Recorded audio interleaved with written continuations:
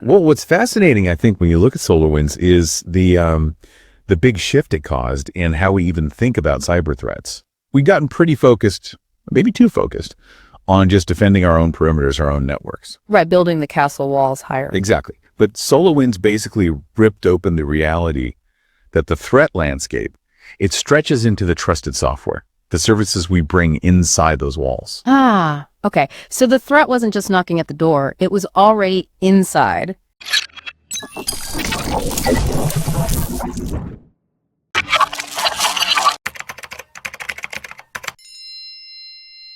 Welcome to the Cybersecurity Podcast series. Great to be here. And just quickly, you can get connected with Sudhakar Kakinada on LinkedIn for a quick chat on how he can help enhance your organization's cybersecurity, really get it to the next level of robustness. Definitely worth looking into. So today we're diving deep into something pretty critical, highlighted stunkily by SolarWinds, supply chain resilience. Yeah, it's a huge topic. Think about it, right? All this interconnected tech we use, it's like a complex engine. Mm-hmm. And if just one part, maybe from a supplier, is weak or faulty, well, the whole thing can just grind to a halt. SolarWinds really showed us that. It absolutely did. Our mission today, then, is sort of unpacking the key lessons from that whole SolarWinds postmortem analysis. Exactly. Understanding how organizations, how you can build more resilient supply chains to hopefully prevent anything like that happening again. Well, what's fascinating, I think, when you look at SolarWinds is the big shift it caused in how we even think about cyber threats. We've gotten pretty focused, maybe too focused, on just defending our own perimeters, our own networks. Right, building the castle walls higher. Exactly. But SolarWinds basically ripped open the reality that the threat landscape, it stretches into the trusted software, the services we bring inside those walls. Ah, okay. So the threat wasn't just knocking at the door, it was already inside, delivered by a trusted source. Precisely. It just hammered home that our security is, well, completely tied to the security practices of our vendors. You can't separate them anymore. Absolutely. And the SolarWinds postmortem, when you dig into it, it reads like a playbook for a worst case scenario in supply chain attacks. It really does. It showed that trust, you need trust in business, right? Yeah. But it has to go hand in hand with some really rigorous verification. Verification, validation, yeah. Because the analysis, it didn't just point fingers at the final software.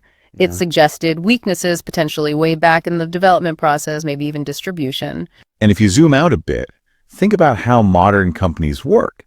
We operate in these really complex webs, these ecosystems of third-party tools, dependencies, services. Everyone uses cloud services, external libraries. Right. And that brings benefits, agility, efficiency, all that. Yeah.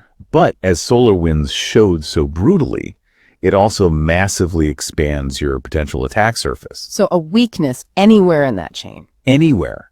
A compromise at one vendor, one piece of software, can ripple outwards and hit tons of downstream organizations that just, trusted that component. Okay, so this is where the details from the postmortem become really important, right? Crucial. Understanding the how. How did the attackers inject the bad code? How did they manage to stay hidden inside SolarWinds systems for so long? Those granular details, yeah. Because that's the stuff that tells us how to build better defenses. It takes it from just, abstract risk to, okay, this is how it actually happened. Exactly. And maybe this is a good point. If you're thinking about your own defenses, get connected with Sudhakar Kakinada on LinkedIn. He can offer some insights for boosting your cybersecurity posture. Good point. So this all leads us back to that fundamental question you mentioned. Right. How do we actually build real resilience into these supply chains? What does that look like in practice? Well, the SolarWinds case strongly suggests we need to move way beyond just like basic compliance checkboxes when we're vetting vendors. Like ticking the box isn't enough? Not nearly enough. Yeah. We need a much deeper dive into their security posture, their actual development practices, even how they manage their vendors. It's turtles all the way down sometimes. Yeah, it can feel like that. And then continuous monitoring, watching what vendors are doing, checking the integrity of the software they give us. That becomes absolutely essential. It's sort of like you lock your front door, right? But that's not enough. You also need to check the windows, the back door, maybe vet the locksmith you used. Good analogy. And keep an eye out for anything suspicious, right? So the post-mortem probably highlighted early detection too. Were there signs missed? Very likely. What signals, maybe subtle ones, were there? And what proactive steps can companies put in place now to catch a supply chain compromise really early before it gets out of hand? Because finding it late is, well, much worse. Much worse. And that leads to incident response. If, or maybe when, a compromise happens, you absolutely need solid, well-practiced plans. You can't be figuring it out on the fly. No way. You need procedures ready to go, Yeah. contain the breach, kick the threat actors out, get things back online safely, all while knowing the initial problem might have come from outside, from a trusted partner. Okay, so for you listening, the really big takeaway from this SolarWinds deep dive seems to be the absolute need to push your security thinking beyond your own organization. Expand that perimeter mentally, yeah. The postmortem gives us these invaluable, if painful, lessons in understanding and hopefully mitigating those risks that come with the digital supply chain. It really boils down to that old saying, doesn't it?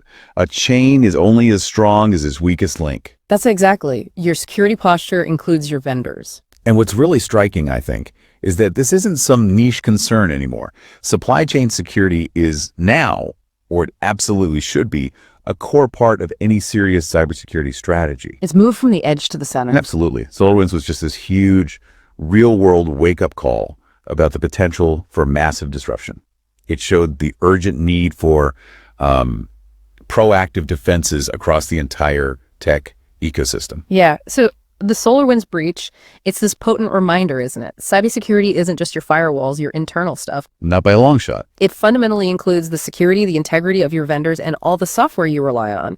Building that resilience, it needs a proactive approach. Yeah. Multiple layers. Definitely multi-layered. Rigorous vendor checks. Continuous monitoring of those third-party risks. And having those incident response plans ready to roll. It's like that other saying, an ounce of prevention is worth a pound of cure. Right? Especially when everything's so interconnected. Couldn't agree more.